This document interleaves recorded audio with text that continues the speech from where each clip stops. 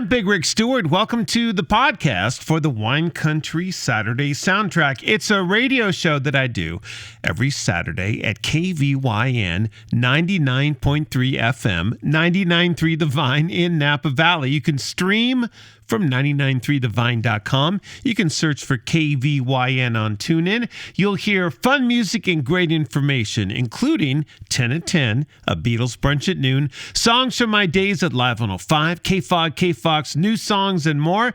And you'll hear great information like this. It's the Wine Country Saturday Soundtrack. I'm Big Rick Stewart. Hey, if you are a Cirque du Soleil fan and a Beatles fan, or a fan of either one, but definitely a fan of both, and you have not seen the Love show in Las Vegas, you better get some tickets because it's closing this summer. What? How come?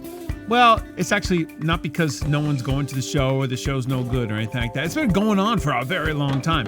It's actually because the hotel is getting a total redesign and a rebrand, and the theater that was specifically built for the Love show is going to go away.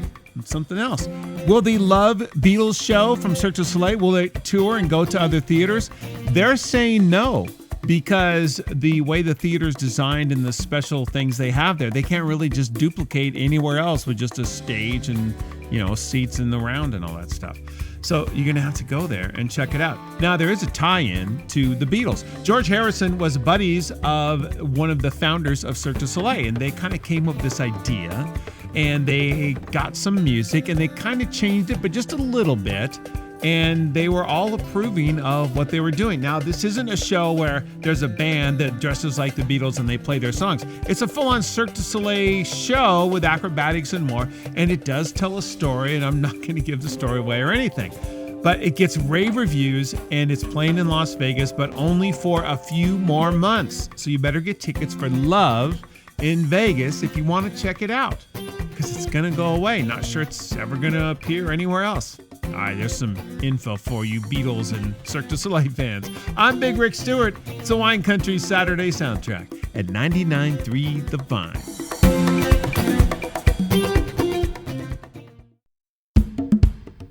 It's the Wine Country Saturday Soundtrack. I'm Big Rick Stewart. Thanks for hanging out with me today. And when I say hanging out, I kind of didn't mean to say that. The New York Post has a headline. Celebrities and fashion designers embrace exposed bum crack trend. Now, we're not talking about like teenage kids and their pants are falling down their butt and their underwear showing. We're talking about like fashion made to like show this off. According to New York Magazine's The Cut, which published an article recently, they say cracks are back. Whatever. Celebs have gone in search of a fresh take on provocative attire, intentionally flashing some intergluteal cleft. Wow. They say no longer is exposing one's butt cleavage an honor reserved for plumbers, but this is like an A-lister thing. And guess what? Katy Perry appeared at the Billboard Women in Music Awards in this red corset with a matching skirt that had like a lace-up thing, not in the front, in the back. And there was there it was. It was like right there. Ask if this trend would translate to consumers. Ukrainian-born London-based designer Masha Popova, who showed cut-out butt-cheek jeans at her AW24 presentation, suggested it's likely, given that, quote, many people are becoming increasingly confident in showcasing their natural forms. That would not be me.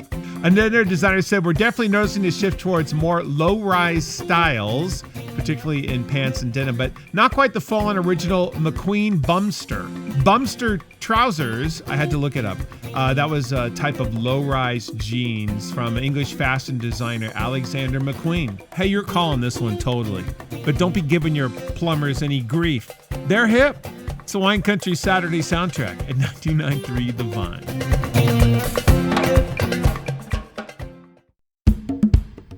It's the Wine Country Saturday Soundtrack. I'm Big Rick Stewart. Let's check in on Lake Shasta. This is from Newsweek, although lots of people have had this story.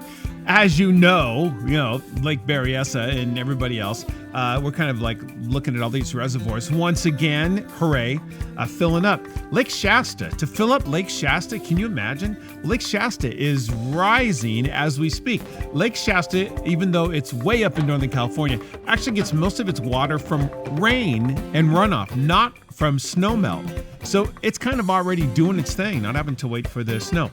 This is from Newsweek. Also, lots of other sources have this information as well. Shasta, because of the rain, has gone up a lot just since March. This is what officials are saying. Shasta Reservoir is currently 121% of the 15-year average and 93% full. This is as of early April. An area manager for the U.S. Bureau of Reclamation told the local paper up there, the Reading Record Searchlight, that they're expecting Lake Shasta to creep right up to the very top.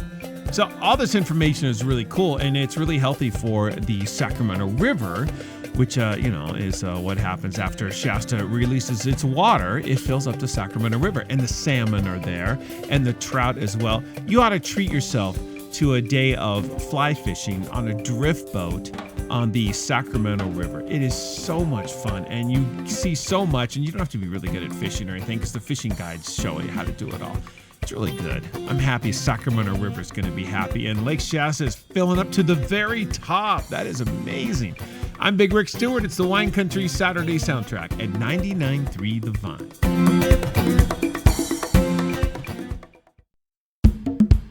I'm Big Rick Stewart, host of the Wine Country Saturday Soundtrack. Hope you're having a good day today and enjoying the music and all the fun stuff we're doing on Saturdays. It's always kind of cool. I like it. Coca-Cola and Marvel have come together for a big collaboration, a collab, if you will. This is from comicbook.com. This is going to be across multiple platforms and involve all kinds of things. And here's the bottom line. They're going to have some television and social media advertising. You might have seen it already, using new comic book themed commercials for Coca-Cola and Coca-Cola cans, featuring a total of 38 Marvel superheroes. Between Coke and Coke Zero products, they're going to have Coke bottles and cans. You're going to be able to get Blade and Cable and Colossus and Daredevil and Kingpin and Loki and Deadpool and Wolverine. Coke Zero bottles and cans, you're going to be able to get Ant-Man, Black Panther, Black Widow, Captain America, Captain Marvel, Doctor Strange, Groot. Get a Groot Coke Zero. I like that.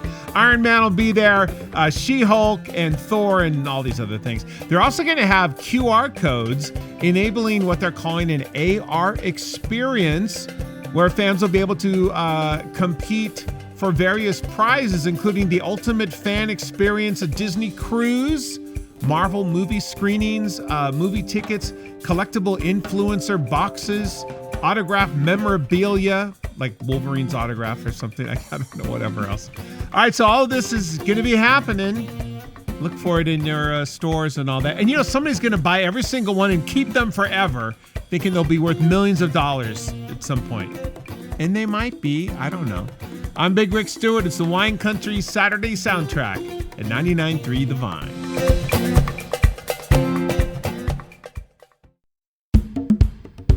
I'm Big Rick Stewart. It's the Wine Country Saturday Soundtrack. Everybody's talking about this show on Netflix, and they're saying like, oh my God, this show is so great, so awesome. You've heard that. You hear that like every month or so, right? The show is called Ripley. Is it good? It's pretty good.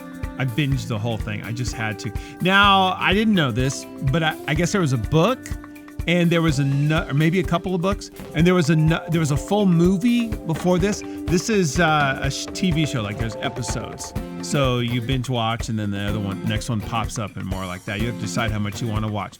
A couple of things to know about this. I'm not going to give you any spoilers whatsoever, except that it's filmed in Italy. It's in Italian, so there are subtitles, but don't let that freak you out. And it's in black and white. But here's the thing with the black and white. The footage looks incredible. I mean, it's like, wow. It is so sharp and crystal clear. And something about black and white, it just really makes you focus on the characters. And, you're not distracted by all the colors and all the other things. It looks incredible. like something you've like maybe never seen before. So black and white and in Italian, but with subtitles. It's kind of a whodunit murder mystery thing. It is so well done, and I really, really like it. So start early on a maybe Saturday night or a Sunday night, and it might take you a couple of nights to watch all the episodes, but it's really worth it. And can kids watch it? Yeah, teenagers, smaller kids, I don't know. You kind of make the call. You'll get a feel for it after the first couple of episodes. Ripley, I think it's really good. I'm going to go back and watch it again because I know there's some stuff I missed. Let me know what you think. I'm Big Rick Stewart. It's the Wine Country Saturday soundtrack at 99.3 The Vine.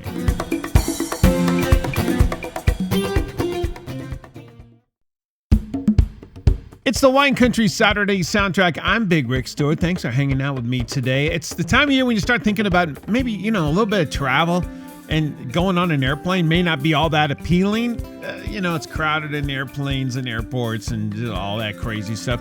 They did have a recent study where a lot of people said, we just want to go for like a road trip. All right, I got you covered.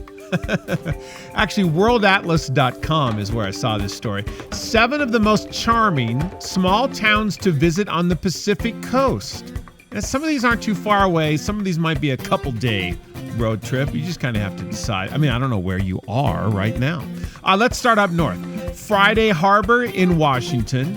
Port Townsend in Washington. I would think even in the summer it might be a little chilly, so be prepared. If you want to go to Oregon, they suggest Cannon Beach. Haven't been there.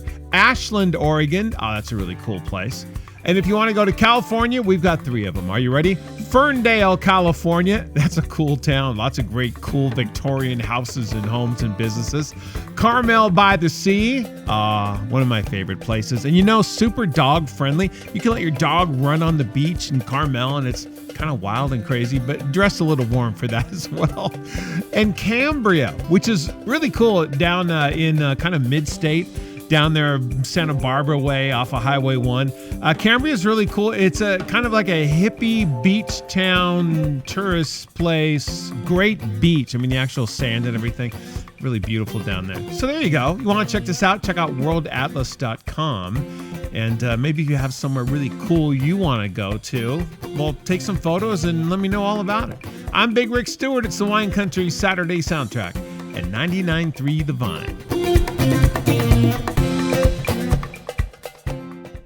That's some of the great information you can hear on my Wine Country Saturday soundtrack. I'm Big Rick Stewart. Check out the show every Saturday, 99.3 FM in Napa Valley. You can also listen from 99.3thevine.com or KVYN on TuneIn. Thanks for checking out the Wine Country Saturday soundtrack podcast.